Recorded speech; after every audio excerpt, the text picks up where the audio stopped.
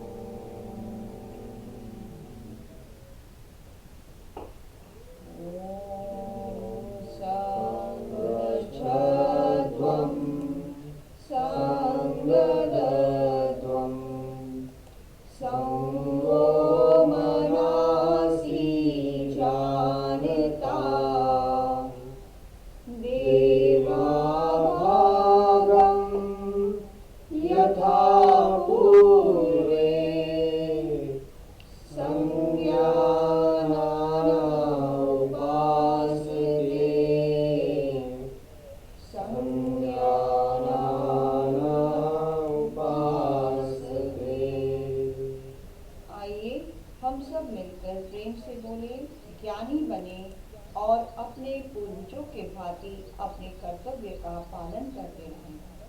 तो आप शुरू करते हैं आज के श्लोक के बारे में।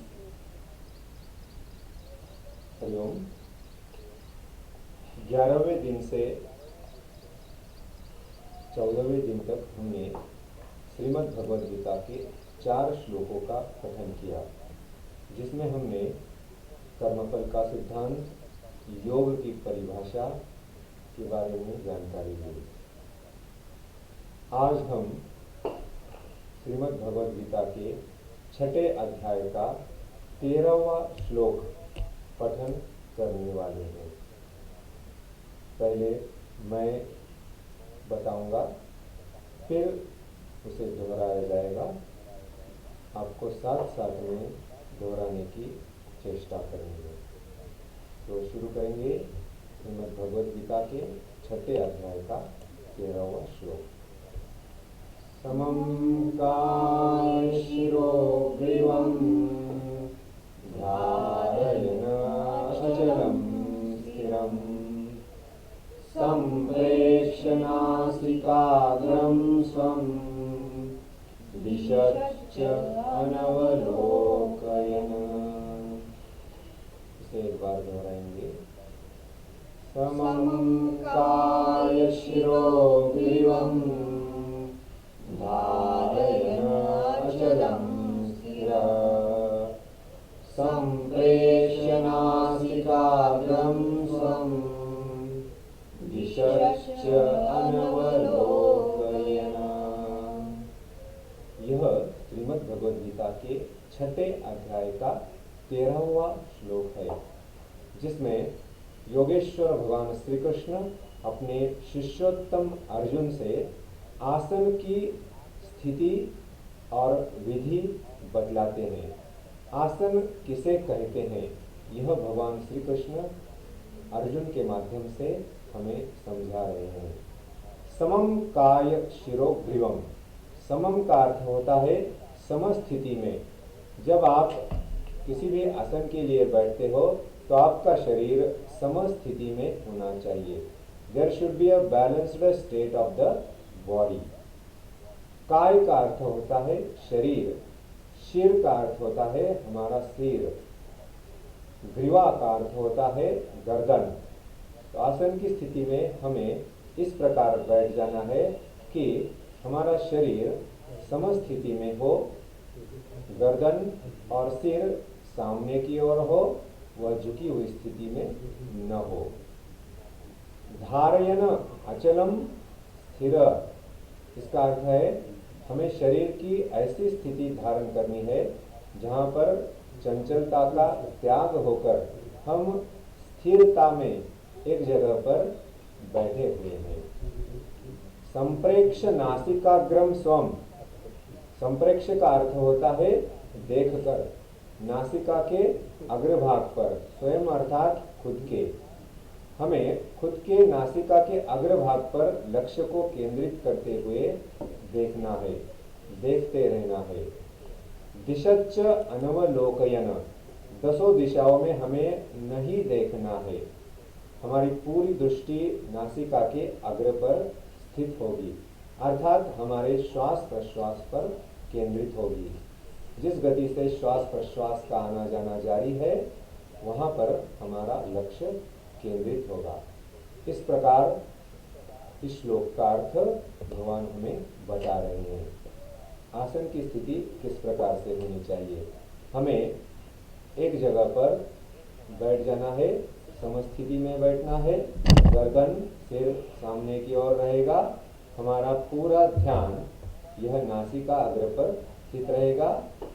अगर आप आसन कर रहे हैं तो आंखें खुली रखेंगी और खुली आंखों से आप नासिका के अग्र पर या श्वासों पर ध्यान केंद्रित करेंगे।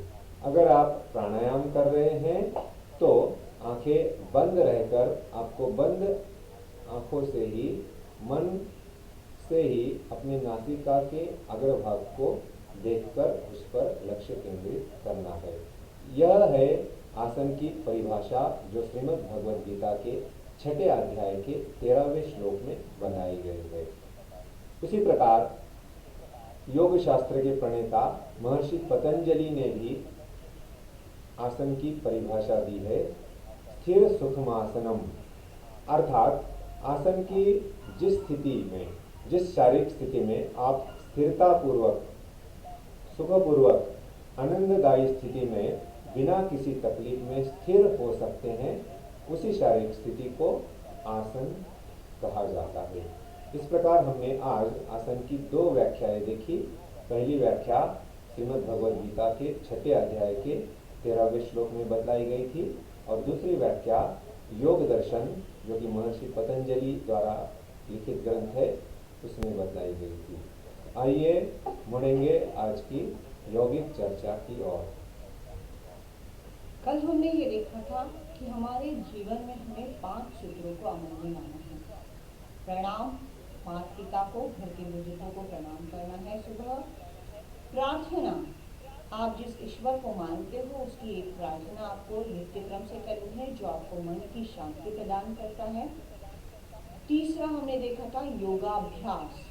नियमित रूप से आपको योगाभ्यास करना है, घंटे के लिए हो या आधे घंटे के लिए, लेकिन समय निकालकर इसे नियमित रूप से आपको करना है। चौथा हमने देखा था कि अपना स्वयं अभ्यास, जो स्कूल की स्टडी है, रीडिंग है, वो आपको उसमें कर लेनी है। और 5वां हमने देखा था एक निस्वार्थ काम हमारे घर के व्यक्तियों के लिए, समाज के लिए। तो ये हमने कल 5 चीजें देखी थी। आज हम विद्यार्थी के 5 जो लक्षण है उसके ऊपर फोकस करेंगे। तो एक संस्कृत श्लोक है जिसमें विद्यार्थी के 5 लक्षण दिखाए गए हैं। काक चेष्टा बकद ध्यानम श्वान निद्रा तथैव च अल्पाहारी गृह त्यागी विद्यार्थी 5 लक्षण। ये 5 लक्षण विद्यार्थी के हैं। इसमें सबसे पहले कहा गया है काक की चेष्टा।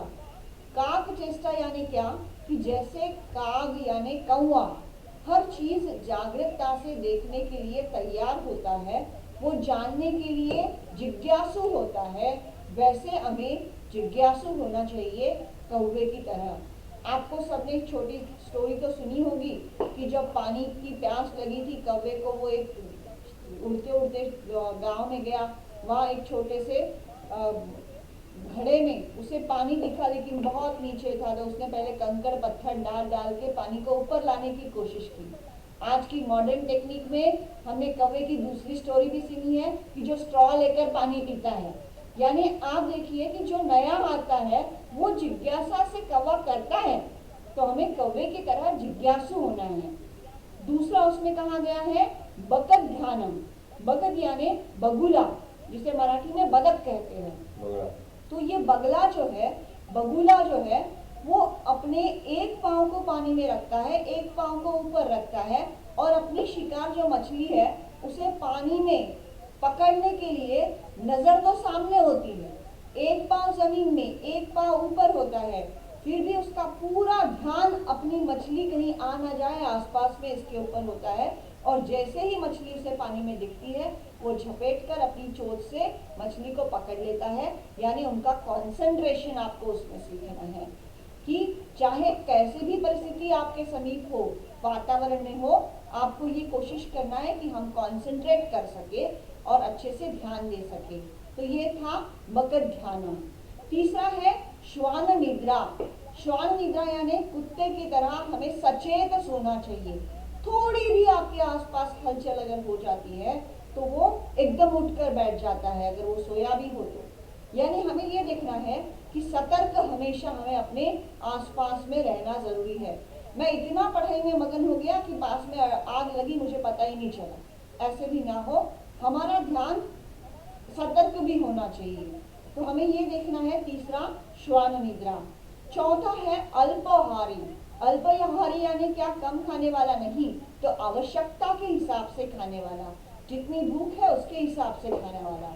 बहुत ज्यादा आइटम मिल गए तो अधिक खा लिया, कभी कभी बिल्कुल भी नहीं खाया, ऐसे नहीं होना चाहिए। हमें संतुलन में खाना चाहिए, अपने शरीर की आवश्यकता के हिसाब से खाना चाहिए। इसे कहा जाता है अल्पाहारी। गृह त्यागी। जैसे छोटे छोटे बच्चों का एडमिशन स्कूल में जब करवाया जाता है तो उन्हें घर छोड़कर स्कूल तक तो जाना ही होता है। तो ये घर छोड़कर, माता पिता को थोड़ा दूर छोड़कर हम अपनी पढ़ाई के पास ध्यान दे, इसे कहा जाता है गृह त्यागी। थोड़े बड़े आप हो जाते हो तो कहीं बाहर गांव भी आपको पढ़ने को भेज दिया जा सकता है। तो आपकी मेंटालिटी ऐसी होनी चाहिए कि मैं घर से दूर भी रहूं तो मेरी पढ़ाई में मैं कोई डिस्टर्बेंस नहीं लाऊंगा। अपने लक्ष्य प्राप्ति के लिए जो घर वाले ने ध्येय, मैंने जो ध्येय बना है, जिसमें घर वाले मुझे साथ दे रहे हैं, उसे पूर्ण करने की मुझे कोशिश करते रहना है और पूर्ण कर कर हासिल भी करना है। जो बड़े बड़े व्यक्ति हुए हैं उन्होंने अपने गृह का त्याग करने के पश्चात बहुत विकास खुद का किया है और करियर भी अच्छा बनाया है। तो हम स्कूल लेवल से ही अपने घर को छोड़ते हैं। और अभी तो लॉकडाउन है, आपको घर नहीं छोड़ना है, सिर्फ एक जगह छोड़नी है जहां आप दिन भर मम्मी के आसपास रहते हो। तो आपको वो जगह छोड़कर अपनी स्टडी वाली जगह तक जाना पड़ेगा, उसका त्याग करना होगा। इसे हम लोग अभी यहाँ पर गृह त्यागी कहते हैं। तो ये विद्यार्थी के 5 लक्षण हमने आज देखे हैं। कल फिर मिलेंगे और कुछ नए या 5 चीजों के साथ। अब आइए, अपने योगाभ्यास का समय हो गया है। योगाभ्यास की शुरुआत करेंगे योगिक जॉगिंग से।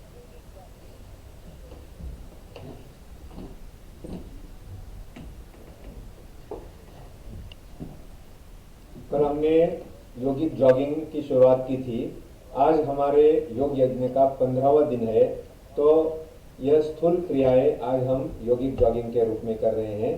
कल हमने योगिक जॉगिंग के 12 प्रकार देखे थे और आज हम संगीत के साथ, भजन के साथ यह 12 प्रकार दोहराने जा रहे हैं।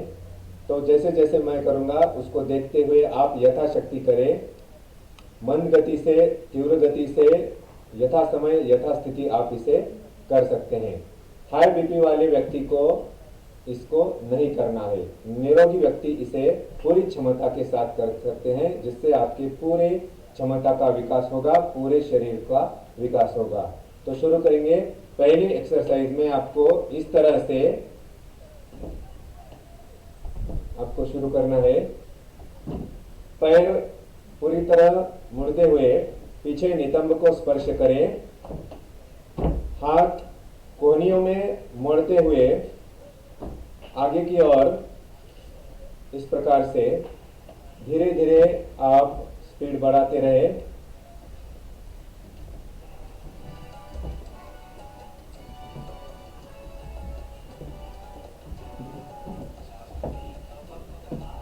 दूसरा जॉगिंग एक्सरसाइज, दूसरा type,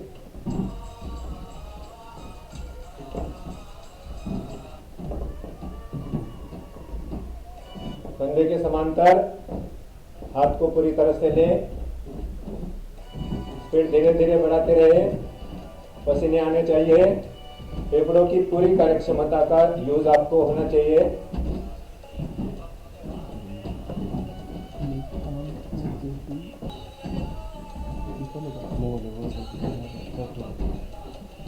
next type of exercise,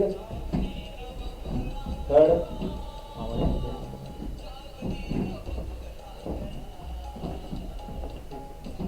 इसमें आप थोड़ा सा जंपिंग भी लगा सकते हैं यथाशक्ति।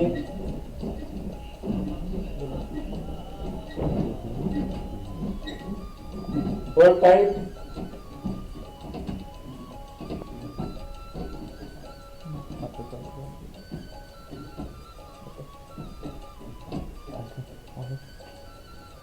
फिफ्थ टाइप, जिसे हनुमान बैठक भी कहा जाता है।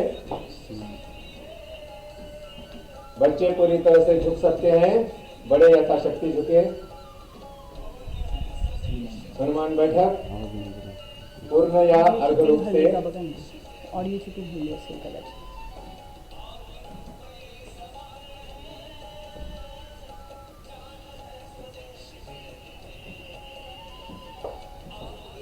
और नहीं आ रहा।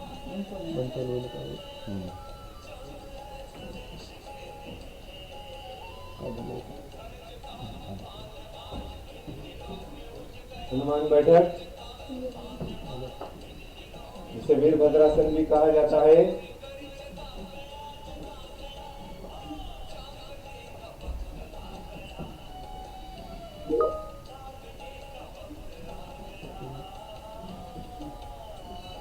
नेक्स्ट, फेफड़ों के व्यायाम।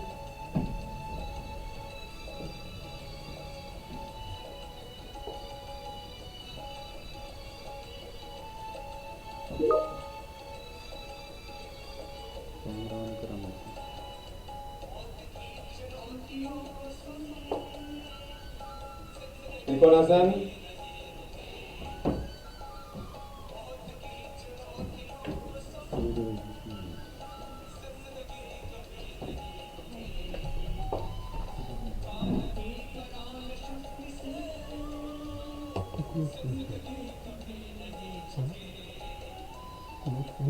कोणासन,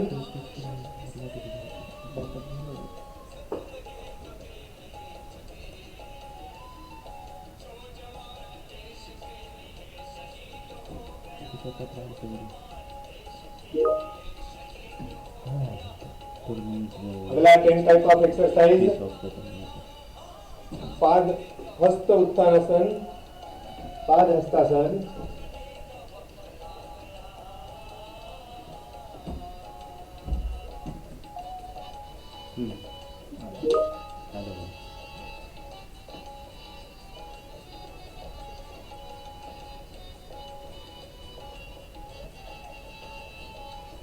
नेक्स्ट, दो प्रकार से कर सकते हैं।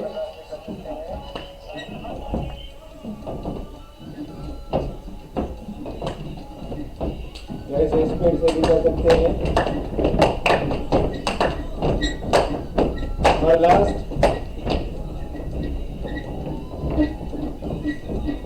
इस प्रकार से हमने आज 12 योगिक एक्सरसाइज देखे। विश्राम, बैठ जाएंगे आसन में। विश्राम, आप इधर आ जाओ।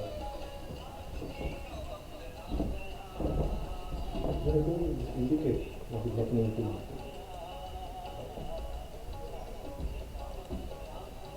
फोकस करने की जरूरत है।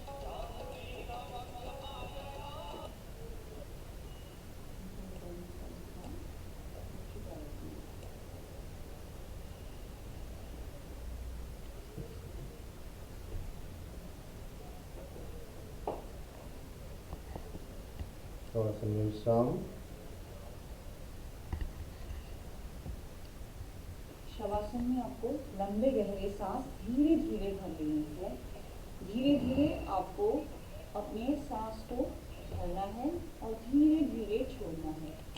इस स्थिति में आपको ये ध्यान रखना है कि अपने पैर की एड़ियाँ अंदर की साइड में हो, पैर के पंजे बाहर की साइड में खुले हो, हाथ की हथेलियाँ आकाश की दिशा में जंघाओं के समीप थोड़े से अंतर पर फैली हुई हो।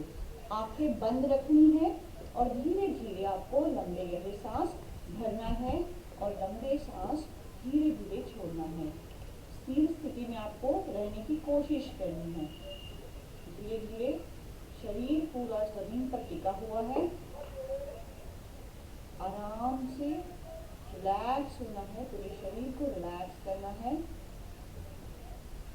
पैर की उंगलियों से हम धीरे धीरे अपने एक एक अंग को रिलैक्स करेंगे। Relax, relax, relax, relax, relax, relax. पैर की पिंगलियाँ, जंघाई, इसे रिलैक्स करते हैं। Relax, relax, relax. कमर और पेट का हिस्सा रिलैक्स करते हैं। Relax, relax, relax. छाती को, पीठ को रिलैक्स करना है। Relax, relax. कंधों को रिलैक्स करेंगे। हाथों को, पूरे हाथों को, हाथ की हथेलियों तक पूरा पोर्शन जो है उसे हम रिलैक्स करेंगे। Relax, relax, relax. गर्दन, चेहरा, चेहरे का हर एक भाग हम रिलैक्स करेंगे। Relax, relax. इस स्थिति में आपको थोड़े लंबे गहरे सांस भरना है और छोड़ना है। पूरा शरीर आपका हल्का सा हो गया है। हम अपने शरीर को हल्का महसूस करते हैं। जो चेहरे पूरे शरीर पर तनाव आया था उसे हम रिलैक्स कर रहे हैं। Relax, relax, relax. कुछ क्षणों तक लंबे सांस लेना है और छोड़ना है। इस स्थिति में आपको कुछ क्षणों तक बने रहना है। Relax, relax, relax.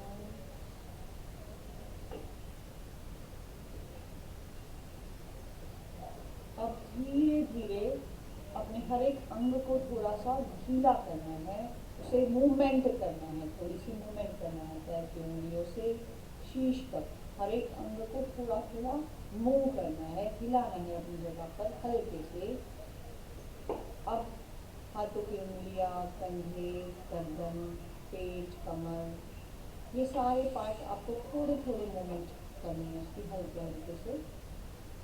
अब धीरे धीरे लेफ्ट साइड में टर्न होकर हाथों की हथेलियों का सहारा लेते हुए आराम से उठकर बैठना है। आराम से उठकर बैठते हैं। रिलैक्स,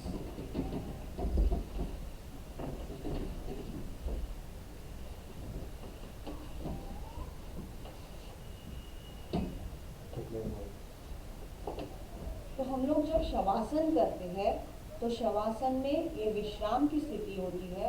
शरीर एकदम हल्का सा हमें महसूस होता है। 10 मिनट का शवासन भी आपके दिन भर की थकान को दूर कर सकता है।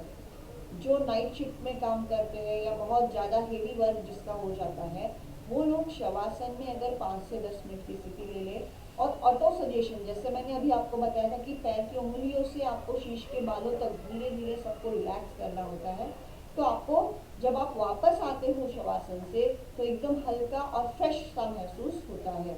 इसलिए शवासन किया जाता है यौगिक जॉगिंग सूर्य नमस्कार के पश्चात। जब हम कठिन आसन कर लेते हैं तो शवासन में विश्राम लेते हैं और अपने शरीर को फिर से फुर्तीला बना लेते हैं। तो आइए अब करते हैं आज प्राणायाम। सबसे पहले करते हैं भस्त्रिका। भस्त्रिका में आपको लंबे गहरे सांस अंदर भरने हैं नाक के माध्यम से। छाती को फूलने तक आपको सांस को अंदर भर लेना है और फिर धीरे धीरे नाक से ही आपको पूरी सांस को बाहर वापस निकालना है। ये क्रिया हमें सातत्यपूर्ण करते रहनी है। लंबे गहरे सांस भरना है, फिर धीरे धीरे लंबे गहरे सांस को छोड़ना है। इसे कहा जाता है भस्त्रिका प्राणायाम। इसका फायदा ये है, इसके बेनिफिट्स हैं कि हम जब अस्थिर हो जाते हैं, बहुत चंचल जो मन हमारा है उसे हम स्थिर कर पाते हैं, चंचलता कम हो जाती है, मन स्थिर होता है। शरीर आसनों की स्थिति में हम लोग स्थिर होकर बैठते हैं, जिससे हम तंदुरुस्त रहते हैं, मन फ्रेश रहता है। और कंसंट्रेशन बढ़ाने के लिए भी हमें मन की एकाग्रता और शांतता बहुत आवश्यक होती है, जो भस्त्रिका के माध्यम से हमें मिल सकती है। हाई बीपी, लो बीपी, कौन सा भी बीपी वाला प्रॉब्लम हो, आप भस्त्रिका से उसे कंट्रोल कर सकते हो, उसे बैलेंस में ला सकते हो। सिर्फ ध्यान रखें कि जितनी देर आप सांस लेने को लगाते हो, उससे अधिक समय आपको सांस छोड़ने में धीरे धीरे लगाना है।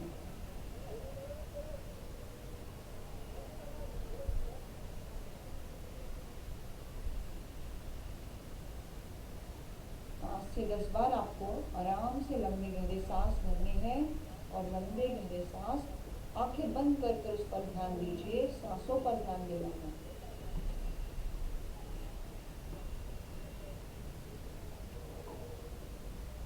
जब जब आप सांस को अंदर भरते हो तो गुब्बारे की तरह हमारे फेफड़े फूलते हैं, और जब सांस बाहर निकलती है धीरे धीरे तो गुब्बारा जैसे अंदर होता है, हवा उसकी बाहर निकलती है, वैसे ही हमारे फेफड़ों की हवा बाहर निकलती है।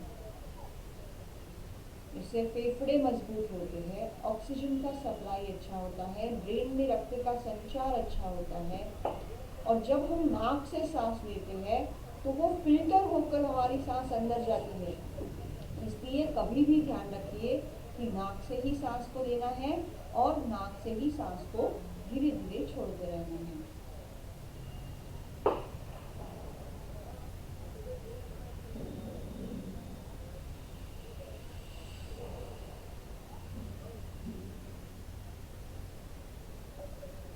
अब हम करेंगे दूसरा प्राणायाम, जिसे कहा जाता है कपालभाति। कपालभाति आप तीनों लोग कपालभाति करते रहेंगे और मैं आपको कपालभाति की जानकारी देती रहूँगा। तो जब आप प्राणायाम करते हो तो आंखें बंद कर करने की ज़्यादातर कोशिश कीजिए। अभी हम बोल रहे हैं इसलिए मैं आंखें खोल के आपको बोल रही हूँ, लेकिन ये तीनों लोग आंखें बंद कर कपालभाति आपको करके दिखाएंगे। धीमे धीमे आपको सांस को झटके से बाहर छोड़ते रहना है और पेट को अंदर की ओर पुश करना है। सांस बाहर, पेट अंदर। ये क्रिया आपको सातत्य रूप से करते रहना है। नियमित रूप से 10 से 15 मिनट के लिए कपालभाति किया जाता है। गर्मी के दिनों में हम लोग कपालभाति कम करते हैं, लेकिन ठंडी में, बरसात में हम अगर ज़्यादा इसे कर ले, 10-15 मिनट तक भी कर ले, तो हमारे शरीर में उष्णता, हीट जनरेट होती है, जो हमें अपने बाहर के वातावरण में अपने शरीर को तंदुरुस्त करने में मदद करती है। अगर किसी को कफ बहुत हो जाता है तो वो अगर कपालभाति 10 से 15 मिनट तक करे तो कफ बाहर पड़ने में उन्हें सहायता होती है। सर्दी में भी नाक अगर आपकी जाम हो जाती है तो अनुलोम विलोम भस्त्रिका कपालभाति से आपकी नाक भी जो बंद है वो खुल जाती है। तो धीरे धीरे आपको कोशिश करना है 10-10 के स्ट्रोक लगाकर 1-2 लंबे सांस भरकर आप फिर से कपालभाति नियमित रूप से कंटिन्यू कर सकते हो। 1 सेकंड में 1 स्ट्रोक आपको लगाना है। ऐसे 5 मिनट में आपके 300 तक स्ट्रोक होते हैं, 10 मिनट में 600 तक स्ट्रोक आप कर सकते हो।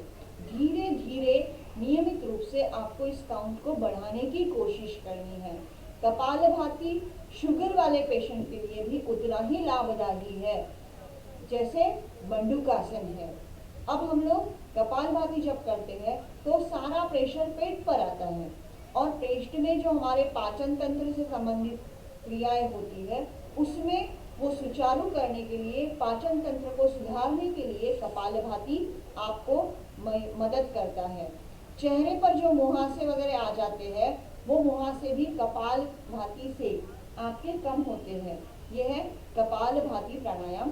सावधानी के लिए सिर्फ ध्यान रखना है कि गर्भवती महिलाएं, मासिक धर्म में महिलाएं कपालभाति ना करें। हर्निया या पेट का कोई सर्जरी हुआ है तो वो लोग कपालभाति स्वस्थ होने तक ना करें।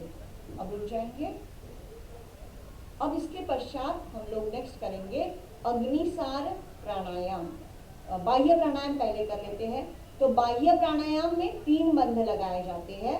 पहले सांस को पूरा अंदर भर लिया जाता है, फिर सांस को छोड़कर झटके से बाहर छोड़ते हुए मूल बंध यानी नाभि के नीचे वाला पोर्शन हमें बंद करना होता है। फिर उड्डीयान बंध और जालंधर बंध, ये 3 बंध उसमें लगाए जाते हैं। तो नाभि के नीचे वाला पोर्शन सिकुड़ना है, पेट को अंदर लेना है सांस को छोड़ते हुए, और थोड़ी को कंठ कूप को यहाँ लगा लेना है। सांस बाहर रुका हुआ होता है, अपनी अपनी क्षमता के हिसाब से इसे होल्ड करते हैं। फिर धीरे धीरे अगर आपको थकान महसूस हो तो गर्दन को उठाते हुए धीरे धीरे सांस को भरते हैं, पेट को ढीला छोड़ते हैं और मूलाधार क्षेत्र का जो बंध है उसे भी खोलते हैं। ये क्रिया 3 से 5 बार नियमित रूप से की जाती है। अपनी अपनी क्षमता के हिसाब से आपको इसमें होल्डिंग का प्रयत्न करते रहना है, कोशिश करते रहनी है। नित्य क्रम से जैसे जैसे आप करते हो तो होल्डिंग का समय इसमें बढ़ जाता है। धीरे धीरे अग्निसार क्रिया आप देख रहे हो कि इनकी थोड़ी कंठकूप के पास समीप है, पेट अंदर गया हुआ है, मूलाधार क्षेत्र को अंदर से इन्होंने सिकोड़ लिया है। तो ये बाह्य प्राणायाम हमने अभी किया जिसमें 3 बंध लगाते हैं। 3 से 5 बार ये क्रिया आप आराम से कर सकते हो। अपनी अपनी क्षमता के हिसाब से इसे करना है। सांस बाहर रोककर होल्डिंग अपनी क्षमता के हिसाब से करना है। थकान घबराहट महसूस हो तो गर्दन को ऊपर करके आप धीरे धीरे सांस भर लीजिए, पेट को ढीला छोड़कर मूलाधार क्षेत्र का जो बंध है उसे भी छोड़ दीजिए। तो ये हमने किया बाह्य प्राणायाम। अब आते हैं नेक्स्ट प्राणायाम की ओर जिसे कहा जाता है अग्निसार।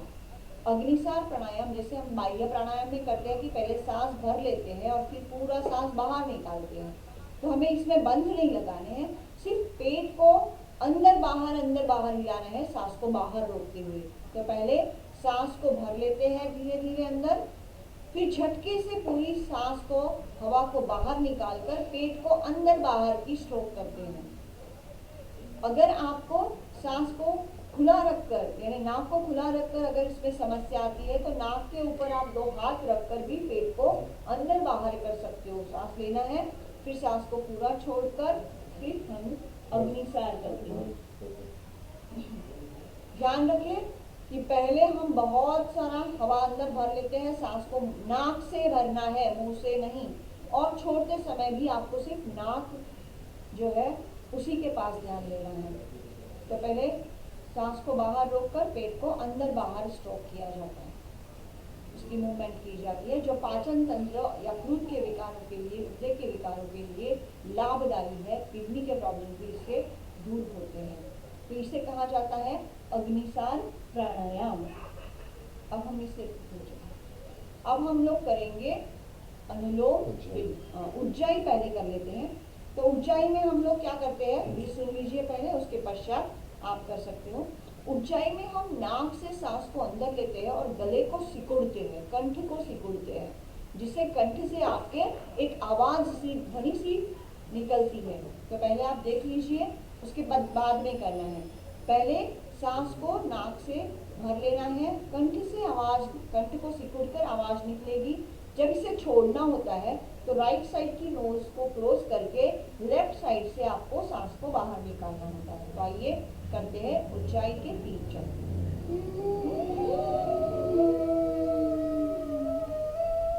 राइट साइड को क्लोज करना है, लेफ्ट से पूरा हवा बाहर निकाल देनी है। नाक से ही हवा बाहर निकालनी है, मुंह से नहीं।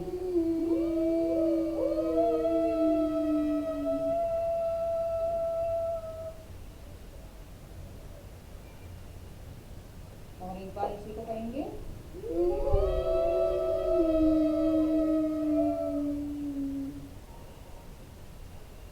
जब आप उज्जाई करते हो तो उसमें आपके कंठ से संबंधित जो विकार होते हैं उससे आपको राहत मिलती है, टॉन्सिल विकारों से राहत मिलती है। अब करते हैं अनुलोम विलोम। तो आइए अनुलोम विलोम की स्थिति लेते हैं। हाथों की मुद्रा, बीच की 2 उंगलियां और अंगूठे की टॉप को दबा दिया और एक हाथ लेफ्ट वाला हाथ हमने अपने घुटनों पर रख दिया। राइट वाले उसी 3 उंगलियों को हमने यूज किया है, शेष 2 उंगलियां सीधी रखी है। अंगूठे से राइट साइड को क्लोज किया, लेफ्ट से सांस को भरना है। फिर लेफ्ट साइड को क्लोज करना है और राइट से सांस को धीरे धीरे छोड़ना है। फिर राइट से सांस को धीरे धीरे भरना है, राइट को क्लोज किया, लेफ्ट से सांस को छोड़ना है। ये क्रिया आपको कंटिन्यू करनी है, इसे कहा जाता है अनुलोम और विलोम। जब आप लेफ्ट से सांस को भरते हो तो इसे कहा जाता है अनुलोम और राइट से सांस को छोड़ने को कहा जाता है विलोम। तो ये लेफ्ट और राइट से हमें कंटिन्यूअसली सांस को लेना है, छोड़ना है। एक साइड से धीमे धीमे सांस को अंदर भरते हैं, फिर धीमे धीमे दूसरी साइड से सांस को बाहर निकालते हैं। फिर वापस जिससे बाहर निकाला था उसी से वापस सांस को भरना है और फिर धीमे धीमे अपोजिट साइड से सांस को बाहर निकालना है। तो ये क्रिया हमें कंटिन्यू करना है। मैंने हाथ का पोस्चर सिर्फ सांस भरने और छोड़ने की प्रक्रिया के लिए दिखाया था। तीनों लोग आदर्श स्थिति में आपके सामने अनुलोम विलोम कर रहे हैं। तो सांस को धीरे धीरे भरते हैं, फिर धीरे धीरे वापस दूसरी साइड से सांस को धीमे धीमे वापस छोड़ते हैं। तो जितना समय आप सांस लेने के लिए लगाते हो उससे अधिक समय में आपको सांस छोड़ने की कोशिश करते रहना है। ये क्रिया अनुलोम विलोम कहलाती है। अनुलोम विलोम फेफड़ों के लिए बहुत ही अच्छा, श्वसन विकारों के लिए बहुत ही लाभदायी प्राणायाम है। इससे सर्दी भी कम हो जाती है और हमारे शरीर में जो नस नाड़ियाँ है उसमें हवा यानी ऑक्सीजन का सप्लाई अच्छे से होकर हमारे शरीर में रक्त का संचार भी सुचारू होता है। श्वसन विकारों में अस्थमा के लोगों के लिए ये बहुत ही लाभदायी आसन प्राणायाम है अनुलोम विलोम।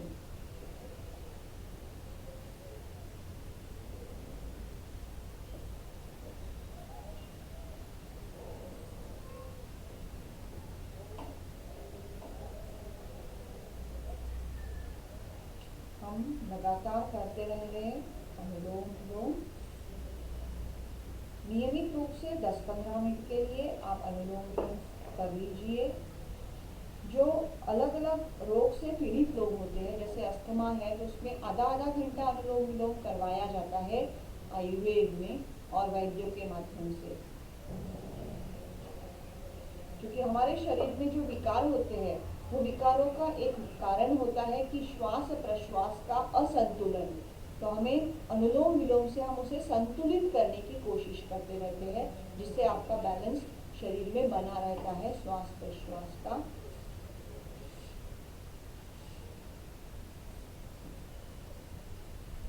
अब हम लोग करेंगे शीतली और शीतकाली।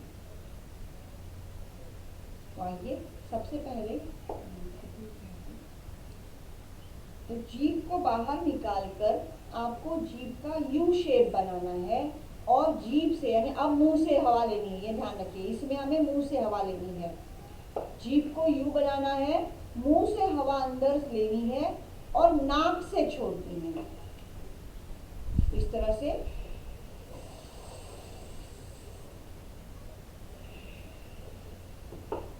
हवा लेते समय मुंह से ली जाती है और नाक से छोड़ी जाती है। इससे हमारे शरीर में ठंडक सी होती है, जिसे एसिडिटी होती है बहुत ज़्यादा, हीट जनरेट ज़्यादा होती है, गर्मी की समस्या बहुत ज़्यादा होती है, वो अगर ये शीतली 3 से 4 बार 5 बार अपने हिसाब से आप कर ले तो उनके लिए ये बहुत ही लाभदायी होता है। गर्मी में बहुत धूप से आ गए, बहुत गर्मी हो रही है तो 2-3 बार आप शीतली शीतकारी कर लीजिए, आपके शरीर में ठंडक सी महसूस होती है। पर इसमें सावधानी ये याद रखनी है, अगर आपको अस्थमा है, सर्दी के दिन चल रहे हैं, गर्मी बहुत ज़्यादा बारिश हो रही है तो शीतली शीतकारी नहीं करते, जिससे अस्थमा वाले को तकलीफ हो सकती है। क्योंकि हम लोग ठंडे अपने शरीर को ठंडा कर रहे हैं, अस्थमा वाले को ठंड की ऐसे ही तकलीफ होती है, तो वो लोग इसे ना करें। पर अगर बहुत गर्मी किसी की समस्या किसी को है तो वो शीतकारी आराम से कर सकते हो। अब दूसरा देखते हैं शीतकारी। शीतकारी में दांत को बंद करना है, ओठ को खोल लेना है और दांत के माध्यम से हवा को अंदर भर लिया है। जैसे बंदर एक दूसरे को चिढ़ाते हैं, वैसे हमें चिढ़ाना नहीं, लेकिन सांस को अंदर लेना है और नाक से सांस को बाहर निकालना है।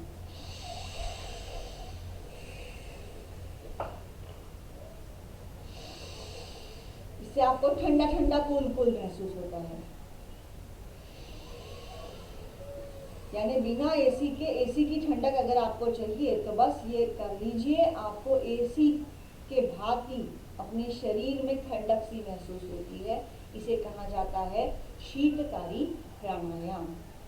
अब हम लोग करते हैं भ्रामरी प्राणायाम। तो पहले अब हमें भ्रामरी करना है। पहले सुन लीजिए इसके बारे में। भ्रामरी जब आप लोग करते हो तब आंखें आपको नहीं खोलनी है। भ्रामरी और उद्गीत के पश्चात ही आपको आंखें खोलनी है। भ्रामरी करते समय हम भ्रामरी में जो भंवरे की तरह गुंजन करते हैं उससे हमारे नाभि से ऊपर वाले पोर्शन में कंपन होता है। ब्लड की सेल्स जो है, ब्लड सर्कुलेशन एक्टिव होता है। ब्लड सप्लाई हमारे शरीर में बहुत अच्छे से होता है। मन एकाग्र और शांत रहता है जब हम प्राणायाम करते हैं तब तक। उसी के साथ एकदम, जिसे डिप्रेशन की समस्या है, अवसाद जिसे कहा जाता है, तो डिप्रेशन से आपको छुटकारा भ्रामरी और उद्गीत से मिल जाएगा। बहुत तान तनाव स्ट्रेच आपके ऊपर आ गया है तो कुछ समय के लिए भ्रामरी और उद्गीत कर लीजिए, आपका डिप्रेशन तनाव दूर हो जाएगा। अब भ्रामरी की पोस्चर लेकर हम लोग 3 बार भ्रामरी करेंगे, उसके पश्चात उद्गीत करेंगे। तो आइए भ्रामरी शुरू करते हैं। पहली तर्जनी उंगली हमने अपने आईब्रोज के ऊपर रख ली, फिर शेष 3 उंगलियां आंखों पर आंखें बंद कर हल्के से रख लिया है। अंगूठे से कर्णभाग को बंद किया। अब भौरे की तरह ओठ बंद कर आपको गुंजन करना है 3 बार।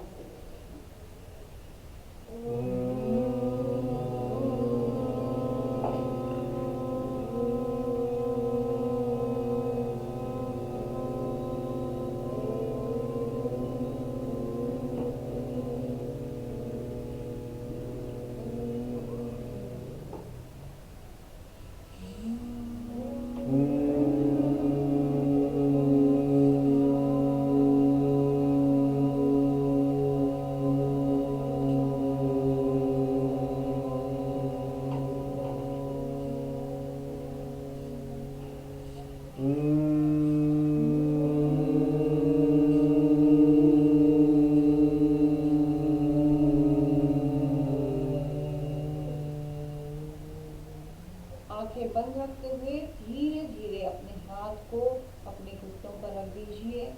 आंखें बंद रखना है। अब हम लोग करेंगे उद्गीत, जिसे ओंकार भी कहा जाता है।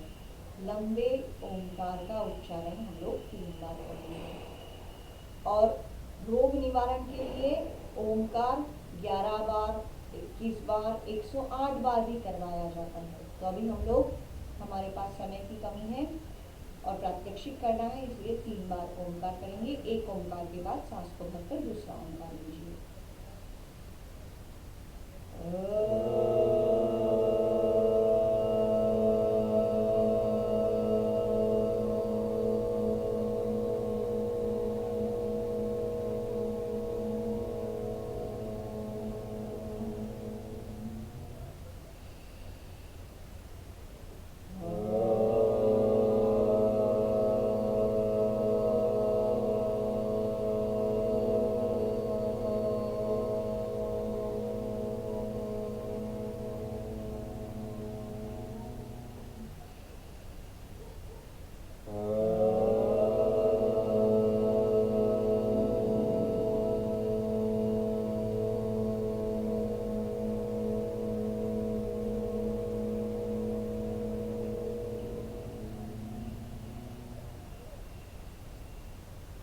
कुछ समय के लिए इस स्थिति में आपको बने रहना है। अपने श्वास पर लक्ष्य को केंद्रित करना है।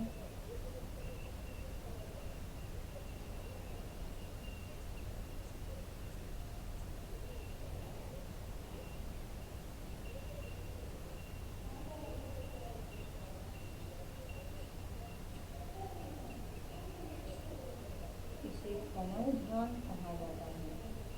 ध्यान की बिगिनिंग की स्टेज हम ये कह सकते हैं, जिसमें आपका पूर्ण कॉन्सेंट्रेशन अपनी सांसों पर होता है और हम खुद के अंदर झांकने की कोशिश इसमें करते हैं।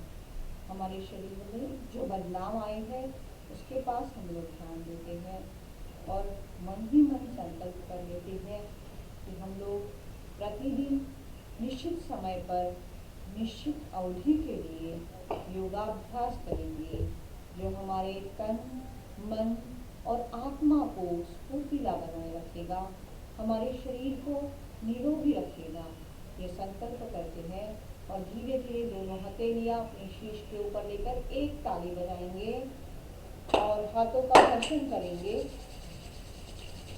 2 से 3 बार हाथ का घर्षण करके आपको चेहरे पर मसाज कर लेंगे।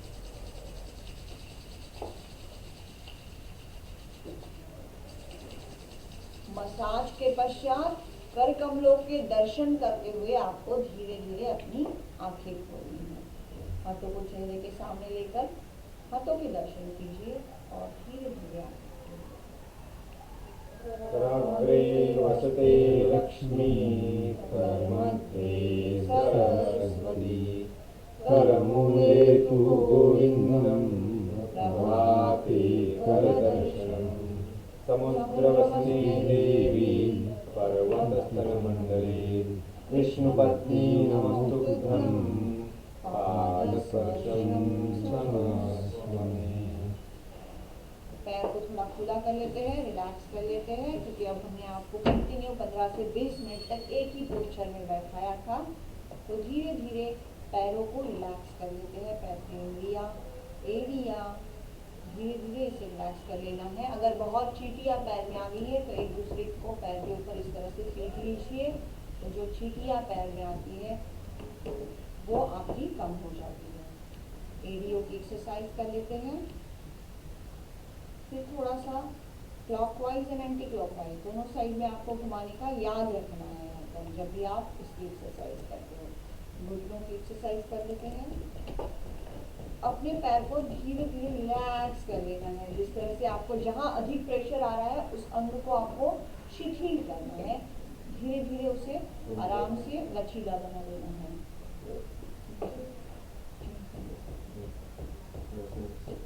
अब हम लोग लेंगे हमारे 4-5 दिन के बाद होने वाले आसन। इसमें वज्रासन में तितली आसन कर लेते हैं।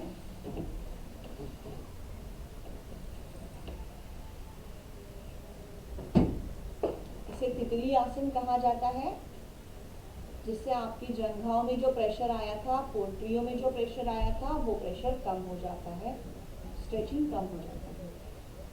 अब हम लोग करेंगे सिंह गर्जना। तो आइए वज्रासन में बैठ जाते हैं और सिंह गर्जना करेंगे। 4-5 दिन हो गए आपको सिंह गर्जना करते हुए कर। तो वज्रासन की पोज ले ली। अब जिससे जो सुखद हो उस स्थिति में आप बैठ जाइए। हाथों की पोस्चर अपने हिसाब से रख लीजिए। जीभ को बाहर निकालना है, आंखें बड़ी करनी है, चेहरा सामने रखना है और शेर की तरह दहाड़ लगाएंगे 3 बार।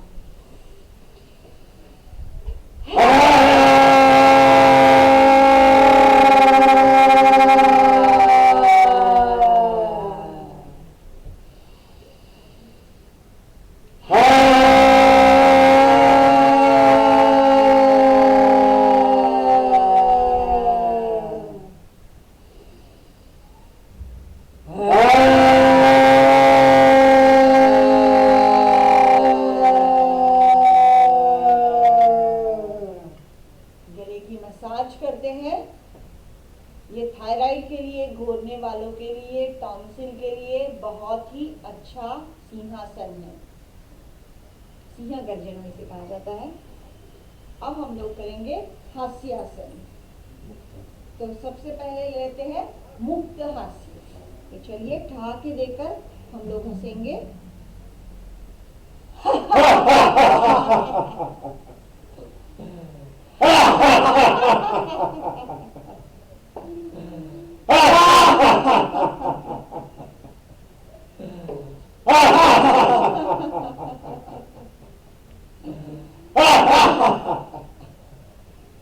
अब कर लेते हैं फ हास्य।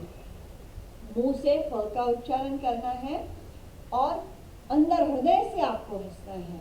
तो आइए करते हैं फ हास्य।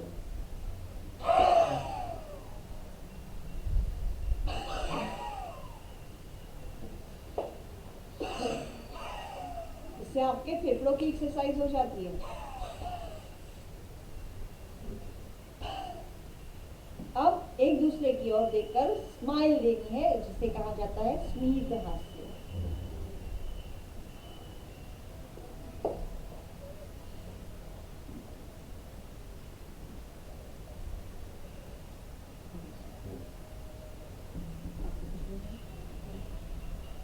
तो अब हम लोग आते हैं समापन प्रार्थना की ओर।